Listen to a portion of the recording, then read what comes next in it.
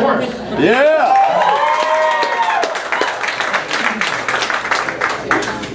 All right, your second contest coming on the stage, ladies and gentlemen. Please give it up, nice and loud, for Chip Thompson.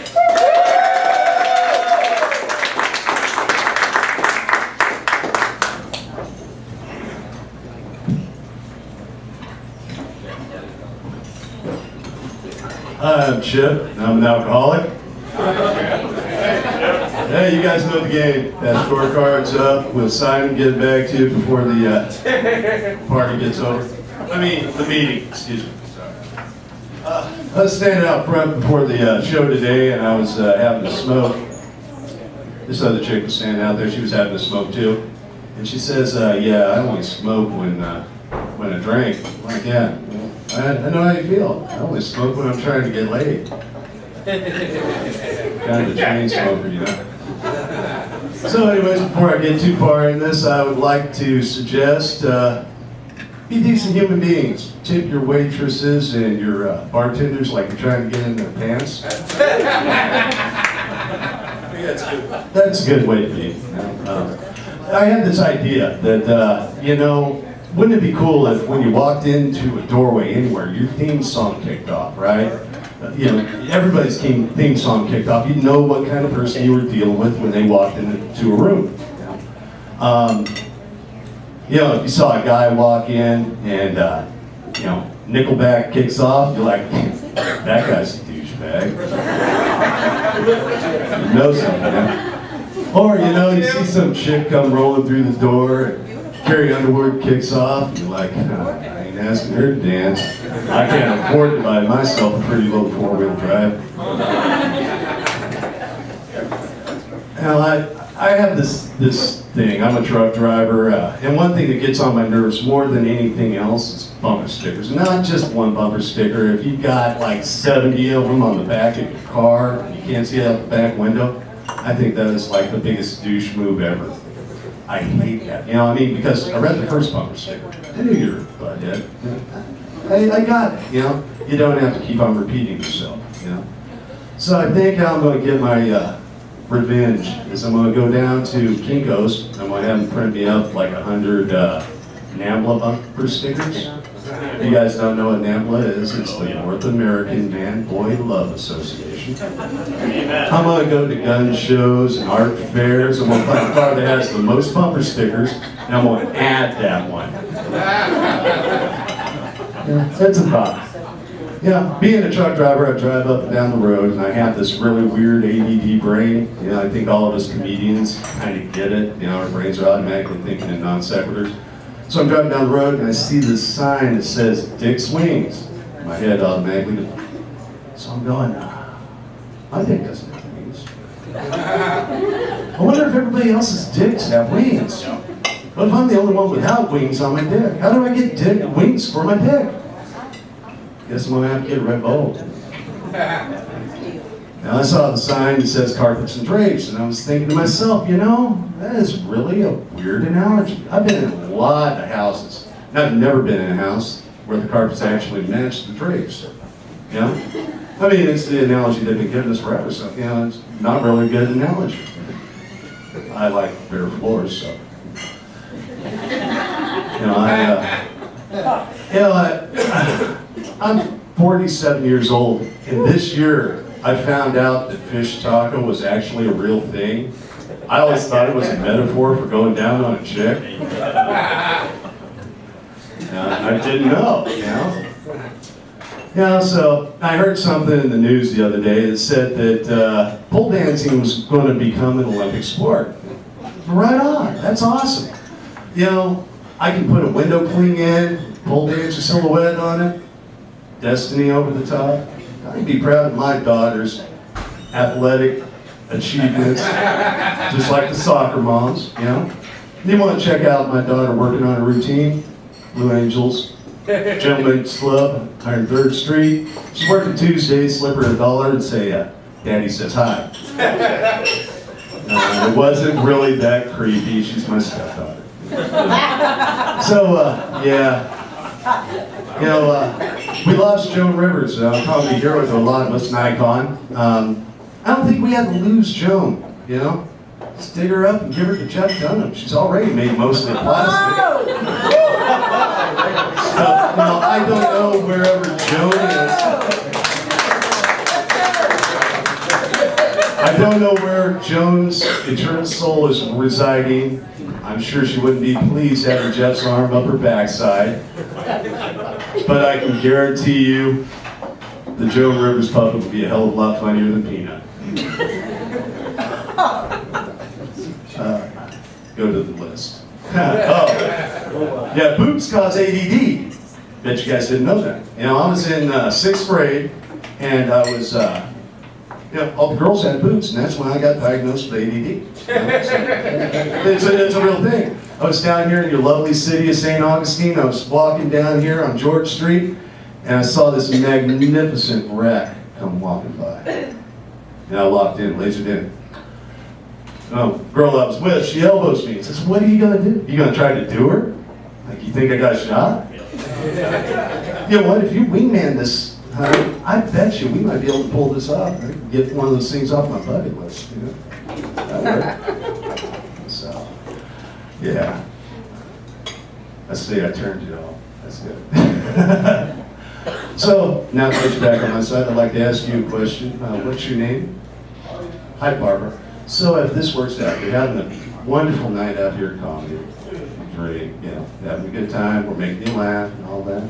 Say you go home, you get lucky, making love, all of a sudden you start feeling a little ill.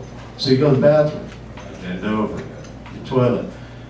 Your significant other should hold on to your hair. There we go. See, that's where I messed it up. See, I held the girl I was with's hips. Can't really blame me though. The last time I held a chick's hair in a similar situation, it came off of my hand. I didn't know I was banging a bald chick. But you know what? The carpets did match the drapes. So I'll give you a little bit of background on what kind of person I am. I was having this conversation with my mom, you know, a couple years back. We're sitting there, we're drinking, and she says, "You know, son, your dad had the most magnificent penis of any man that I'd ever been with."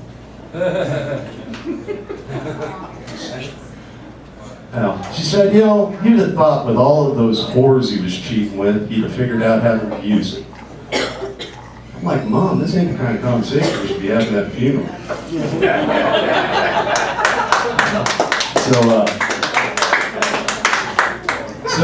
Anyways, I'll finish with this one. I got the light. You know, at some point in time when you're dating, you know, if you're a gentleman, you're going to have a time when you're going to negotiate anal sex.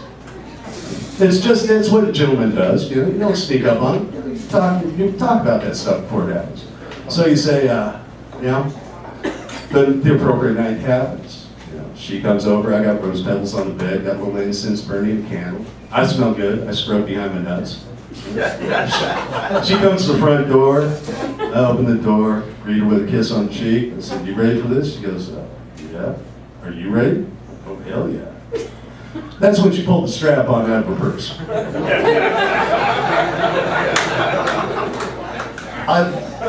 The one thing that I learned as I was crying into my pillow is that I'm not gay. I'm definitely not gay, because if I was, I'd have enjoyed that a lot more. I'm Chip Thompson, thanks. That's my time.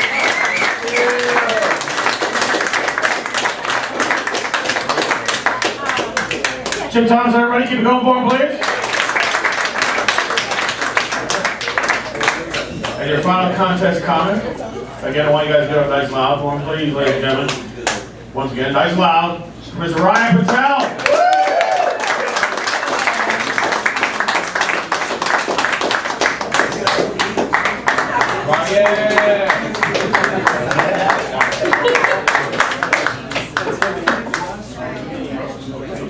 Hey, party people, how's it going? Good to see you. My name is Ryan Patel. I'm going to make you the same promises that I made Brian when I talked to him on Facebook earlier. He said, have 8 minutes of good quality material ready. And I told Brian the same thing that I told my ex-girlfriend. You're gonna ask for 8 minutes of good stuff, but you're only really gonna get one.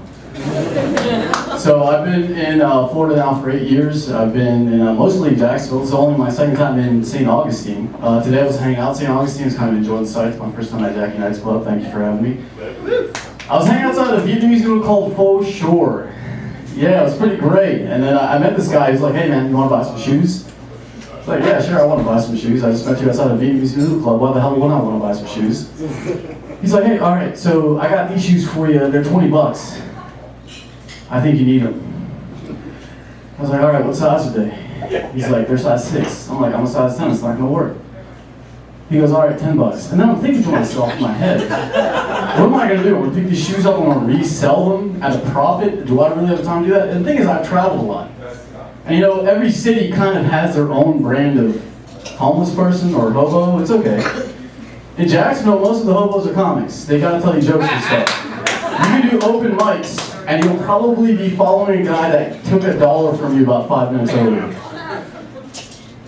And one of these guys, I go biking around a lot in Jacksonville, and one of these guys goes up to me, he's like, hey, you know, can I bump a cigarette? I'm like, hey, you got something for me? Maybe you can give me something in return. He's like, all right, I got a joke for you. He introduced himself to me, he's Hobo Bob. And right next to him came another guy, who was shorter, a little bit hairier, kind of looked like a cousin of mine. He didn't say hi, we don't talk to people like that. Hobo Bob goes to me, all right, knock. The other guy next to him goes, dude, you're homeless, man. You ain't got a door. Don't even make that kind of joke.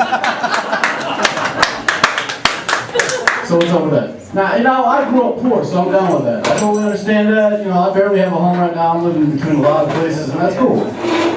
And the thing is, we had our own version of the Wedding Crashers. Except me and my family would show up after an American wedding and collect the rice with the bride and groom afterwards. And you know what? We'd fight the pigeons for it. If we got lucky, we'd probably get some meat in there the day after. Yeah. Have you ever fought a pigeon for rice? They are furious. You don't want to mess with a pigeon when you're fighting for some rice. Alright? Lucky day you get some basmati or something. But you know. And a guy walks up to me the other day, I was at the corner, because I hang out at street corners rock. Keeps my joke progression going, you see. He goes, hey, I'm from the trailer park, what do you got on me? I was like, man, I don't know about you, but I was born in the biggest trailer park on the face of the earth. Do you know a city called Calcutta, India? We can't even afford to put a car on cinder blocks. We put a dead ox in the front yard and we hope that it reincarnates so we can get to work the next day. Yeah, thank you, just But you know, life's kind of like that. You know, I got some problems with alcohol. Yeah, I figured. I'm a stand-up comic. It's like the last abandon for a bitter alcoholic, am I right?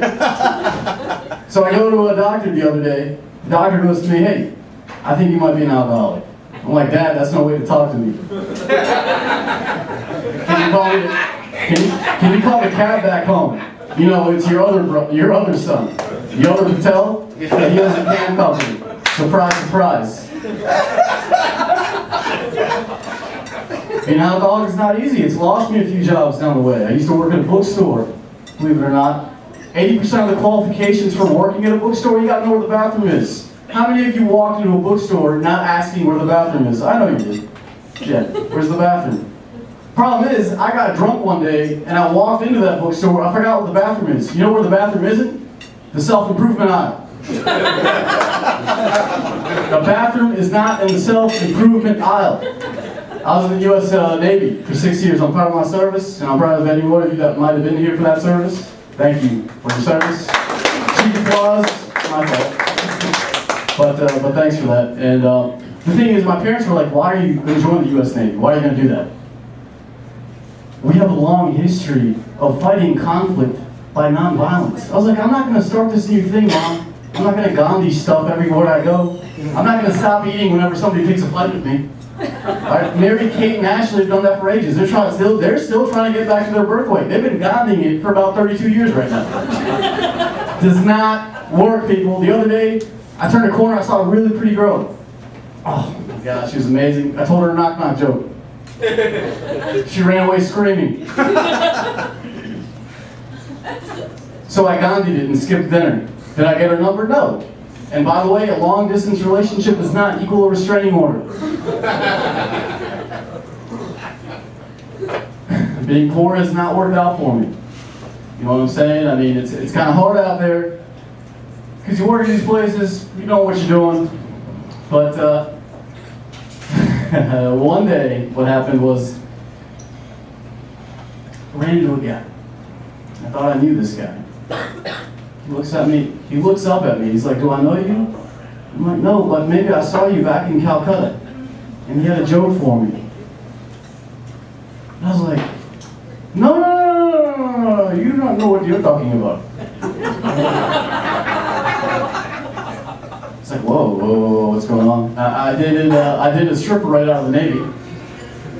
That's what you do when you're in the military. You automatically got to date a stripper. That's kind of your qualifications. It's part of one of your exams. You're gonna hang out at strip clubs a lot. You're lonely as hell. And it turns out when you date a stripper, you find $1 bills everywhere. Everywhere. That didn't work out for me. I dated a banker right after that. I figured bankers have screwed over Americans for what, 200 years? I might as well get a piggy screw out of it, right?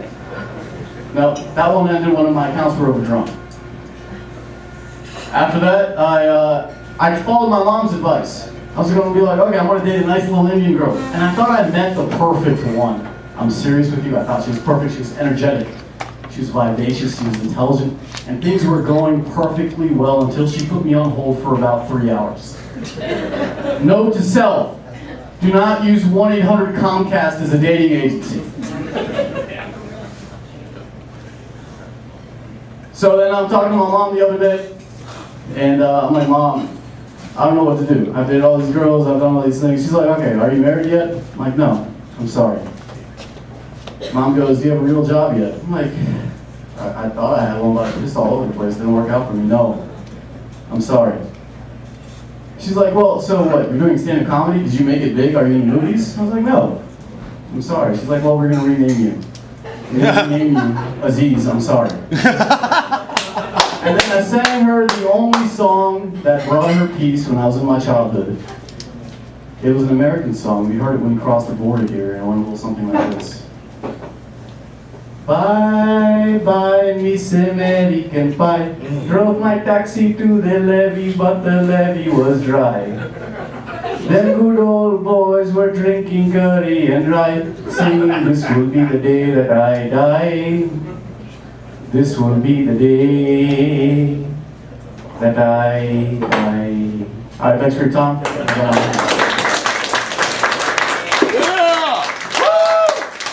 Ryan Patel,